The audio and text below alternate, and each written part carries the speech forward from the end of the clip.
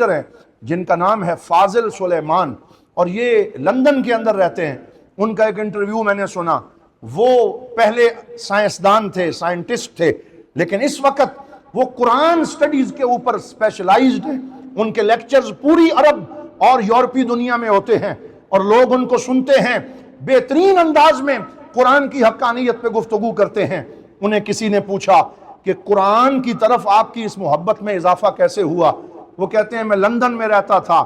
اور جس فلیٹ میں میں رہتا تھا وہ ہمیں ناسا کی طرف سے رہائش دی گئی تھی، اور وہ جو فلیٹ ہے وہ لندن کے سب سے بڑے عمارات میں سے ایک تھا، اور جس بلڈنگ میں میں رہتا تھا وہ 36ویں فلور کے اوپر تھی، اور وہ اتنی بلندی پہ تھی کہ مجھے لندن کا اکثر علاقہ وہاں سے نظر آتا، اولمپک کے گراؤنڈز نظر آتے، اور جب خاص طور پہ نیو ایئر نائٹ آتی تو اس نیو ایئر نائٹ میں لندن میں جو سیلیبریشن کرتے، چراغاں کرتے، پھر رات کے وقت جو ہے وہ طرح طرح کے روشنیاں آسمان میں چھوڑتے اور اس کی سیلیبریشن کرتے، تو مجھے اس 36ویں فلور سے وہ منظر بڑا بھلا معلوم ہوتا۔ 3 سال تک تو میں اس منظر کا لطف لیتا رہا اور اس فلیٹ پہ انتظار کرتا کہ نیو ایئر نائٹ کا وہ منظر میں دیکھوں۔ جب 4تھا سال آیا تو پھر میرے ذہن میں یہ تھا کہ آج پھر بہت زیادہ یہاں پہ جو ہے وہ مظاہرہ دکھایا جائے گا، لیکن میرے دل میں یہ خیال پیدا ہوا کہ لوگ سارے ہر دفعہ وقت ضائع کرتے ہیں، یہ نئے سال کی رات ہے، آج کی رات کو میں سیلیبریشن دیکھنے میں ضائع نہیں کروں گا، بلکہ میں آج کی رات اللہ کی عبادت میں مشغول رہوں گا، قرآن پڑھوں گا۔ تو میں نے اپنے آئی پیڈ کے اندر سے قرآن پاک کو کھولا، پھر میں نے پڑھنا شروع کیا، اور میں نے پردے گرا دیے اپنے پورے فلیٹ کے کہ مجھے باہر کا کوئی منظر نظر نہ آئے۔ لیکن پھر جب 12 بجے اور ہر طرف سائرن بجنے لگے اور روشنیاں آنے لگیں تو میرے فلیٹ کے کمروں سے بھی نیلی پیلی طرح طرح کی روشنیاں میری نگاہوں کو خیرہ کرنے لگیں۔ تو پھر میرے نفس نے انگڑائی لی اور میں نے سوچا کہ چلیں قرآن تو میں 1 بجے کے بعد ساری رات پڑھ سکتا ہوں، میں 1 آیت اور پڑھتا ہوں اور پھر اس کے بعد میں قرآن کو بند کر کے یہ منظر دیکھتا ہوں، 1 آیت میں اور پڑھ لیتا ہوں۔ کہتے ہیں اسی لمحے جو آیت میرے سامنے آئی اس نے میری زندگی کو بدل دیا۔ میرے سامنے یہ آیت چمک رہی تھی، قُلِ اللَّهَ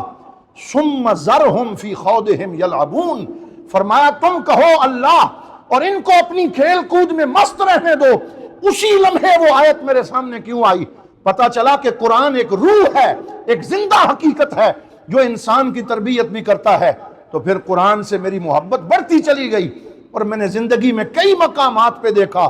جب میں بھٹکا، جب میں لڑکھڑایا، جب میں ڈگمگایا تو قرآن مجھے تھامنے کو آیا اور قرآن حکیم نے میری دستگیری کی۔ حضرات محترم، اسی طرح کے بے شمار واقعات ہمیں ان لوگوں کی طرف سے ملتے ہیں جو نیو کنورٹڈ ہیں، جو نئے نئے مسلمان ہونے والے ہیں۔ انہوں نے قرآن کی حقانیت کو ہم سے زیادہ جانا، محبت اور شوق سے انہوں نے قرآن حکیم کو پڑھا۔ حضرات محترم، انہی میں سے ایک شخص یہ کہتا ہے کہ باقی جتنی بھی کتابیں ہیں ان کے اندر عمر کی ایک مناسبت ہوتی ہے۔ مثلا آپ اگر کوئی ناول پڑھیں تو ناولسٹ آپ کو یہ کہیں گے کہ یہ والا ناول اور سٹوری جو ہے یہ 5 یا 6 سال کی عمر تک کے بچے کے لیے مناسب ہے، یہ میٹرک یا مڈل تک کے بچے کے لیے مناسب ہے۔ اس کے بعد اگر وہ پڑھے گا اسے بورنگ محسوس ہوگی، اسے اس میں کوئی اٹریکشن نظر نہیں آئے گی، اسے ہنسی آنا شروع ہو جائے گی کہ یہ میں کیا پڑھ رہا ہوں۔ تو ہر ایج گروپ کے لیے الگ سٹوریز ہیں، الگ قصے اور کہانیاں ہیں،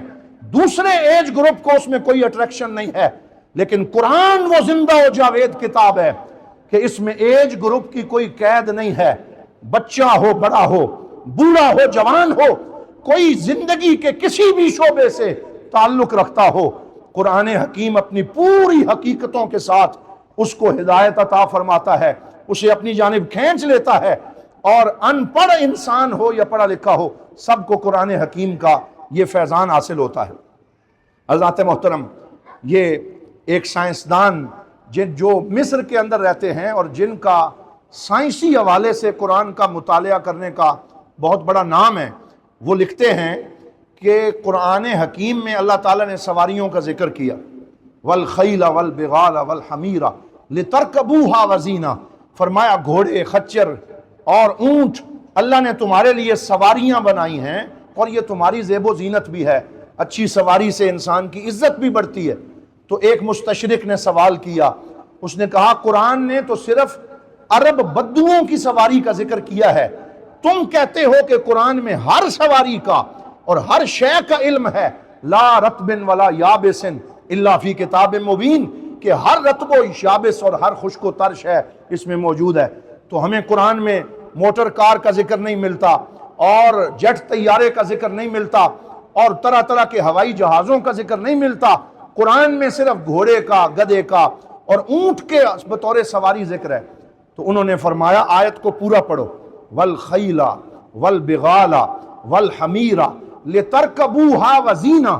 آگے اللہ نے فرمایا وَيَخْلُقُ مَا لَا تَعْلَمُونَ، اللہ تعالیٰ نے ایسی سواریاں بھی لوگوں کے لیے تخلیق فرمائی ہیں، اے عربو ابھی تم نہیں جانتے، آنے والے زمانے والے ان سواریوں پہ سواری کریں گے۔ تو اللہ رب العزت نے یخلق ما لا تعلمون کے اندر قیامت تک آنے والی ساری جدید سے جدید سواریوں کا ذکر بھی فرما دیا۔ تو قرآن میں وہ جامعیت ہے، وہ فلیکسیبلٹی ہے، وہ لچک ہے کہ قیامت تک آنے والا ہر معنی قرآن حکیم سے عطا ہوتا ہے، اور قرآن کا فیض اسی طرح جاری و ساری رہتا ہے۔